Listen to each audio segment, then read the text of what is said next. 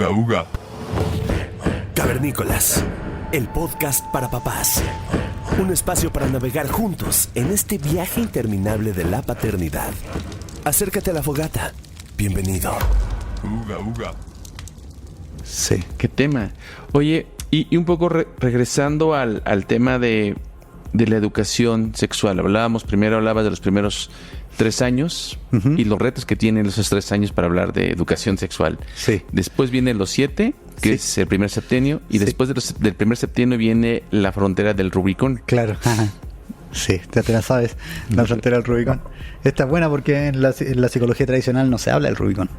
¿Sí?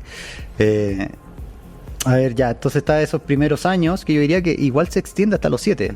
La gran cuestión es que los niños empiezan a cambiar la pregunta que tienen, porque cuando te preguntan menores de 5 años o de 5 y menos, ¿cómo se hacen los bebés? ¿De dónde vienen los bebés? En realidad la pregunta implícita es ¿de dónde vengo yo? ¿Sí? Y esa es la pregunta que hay que responder, ¿sí? No interesa la mecánica de, ¿vale? Insisto, si el niño está sano. ¿Va? Porque vamos a encontrar que hay situaciones que a niños sí le interesa la mecánica desde muy pequeño, y eso significa que el sistema nervioso está demasiado exacerbado, entonces que tiene una curiosidad física, y eso no debería estar pasando en términos del desarrollo saludable, ¿va?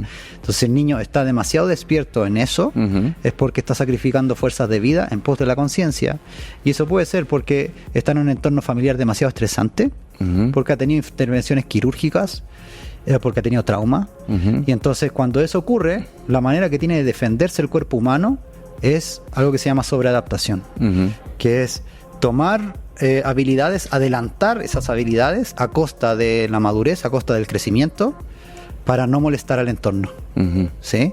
Y eso hace que esté en un estado de hipervigilancia, y entonces va en desmedro su desarrollo físico, ¿vale? Eso, insisto, si es que pasa que te hacen la pregunta, ya, pero ¿cómo? ¿Cómo? ¿Sí? Generalmente menores de 6 años, entonces te hacen esa pregunta, y si tú le respondes ¿de dónde vengo yo?, se calman, ¿sí? Y hay que responder verdaderamente a esa pregunta, porque yo antes cometía el error de decir a las personas, mira, así se responde esta pregunta, y después me llegaban a la conferencia siguiente y me decían, Andrés, no me funcionó, ¿sí? Me siguió preguntando, y te va a seguir preguntando si la respuesta no es verdad para ti. ¿Sí? Entonces tiene que ser ¿de dónde viene él? Yo ahí tengo que reconocer cuáles son mis principios, ¿sí? O sea, si yo soy católico, él va a venir de que nosotros lo llamamos y Dios creó un alma nueva y la trajo, un alma pura y nueva, porque el catolicismo no cree en la reencarnación, ¿sí? Si soy materialista, voy a decir se juntó el espermatozoide con el óvulo y ahí, por azares, naciste tú, ¿sí? Yo, que en realidad profeso la antroposofía, la ciencia espiritual, el ser humano viene de una continuidad de muchas vidas, y entonces el ser humano elige a sus padres. Ahora, Steiner habla de que no elige a los padres per se, como que no te elige a ti ni a mí, sino que elige líneas familiares, genealógicas, ¿sí?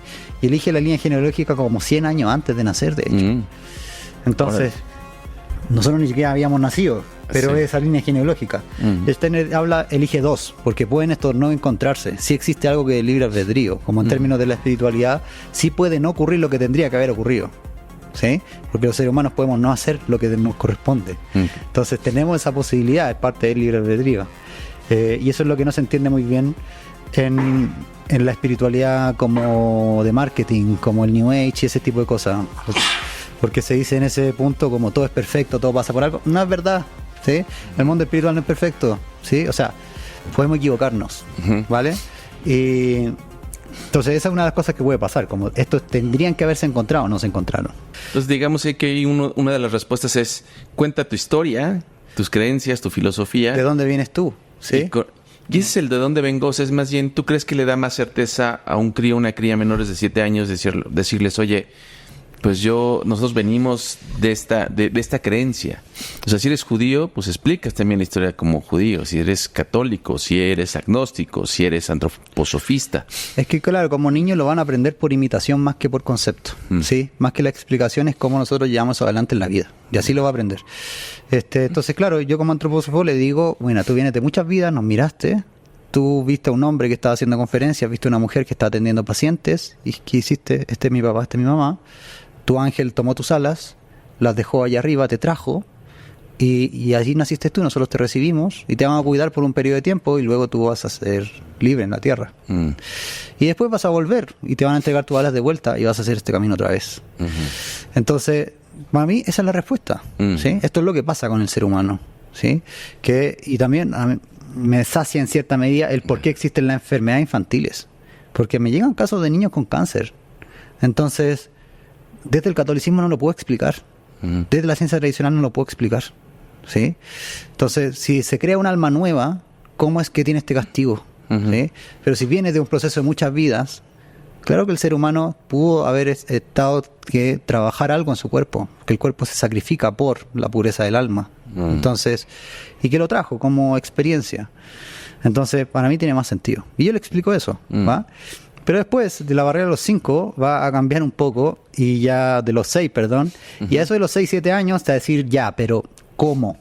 ¿Sí? Pero ¿cómo la semilla llega dentro de la mamá? Entonces, si es un niño es más fácil, porque el niño ya tiene erecciones, ¿sí? Y sabe y dice, se endurece. ¿Por qué se endurece? Y tú le explicas porque en realidad se está limpiando, porque todavía el niño no tiene la excitación que tiene el adulto. Entonces, porque se está limpiando. Entonces la sangre va allá y se endurece mientras está haciendo ese proceso de limpieza, ¿va? Y entonces ahí yo sí le puedo decir a un niño de 7 años como que no lo trauma. Pasa que el pene entra en la mamá y deja la semilla adentro, ¿sí? Ahora sí he encontrado la experiencia que la imagen de la penetración para las niñas es una imagen que es un poco fuerte. Violenta. ¿Sí? Porque además nosotros al pene le decimos todo como todo menos pene, ¿cachai? Entonces, la niña dice, me pasó una paciente que llegó, ella tenía 9, pero claro, se entera porque una compañera le dice cómo funciona una relación sexual y llega a un terrores nocturnos. Y dice, ¿cómo me va a entrar algo así de grande adentro? Porque le dice al pene salchicha, por ejemplo. Entonces ella ve una salchicha y dice, ¿cómo esto gigante me va a entrar? ¿Sí? Me va a doler. Y esa imagen de la penetración, claro que hay niñas que hay que tener como más ojo de eso que va adentro. ¿Ah? Porque en términos de la... No sea una metáfora, que sea... Que sea un poquito más metafórica, como la apertura, como el... Sí, como con imagen.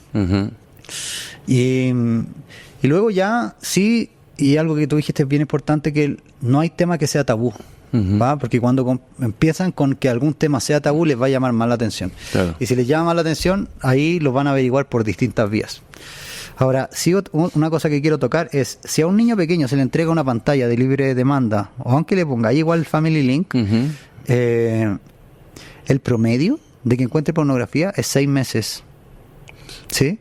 Entonces, si un niño tiene acceso a un celular, a un tablet, a una Smart TV, 6 meses es el promedio en que encuentre pornografía. ¿Sí? Entonces, para evitar que eso pase, lo que tenemos que hacer es que no entregarle pantalla a los niños, ¿sí? Como hay algo que no se entiende muy bien, que las redes sociales son para mayores de 16 años. Sí, sí. Y por razones específicas son para mayores de 16 años, porque se sabe el perjuicio en la salud mental que producen. Sí. Entonces, no sé por qué, si tú a un chiquillo no le vaya a dar una cerveza cuando tiene 5 años, sí le pasáis un celular. Sí.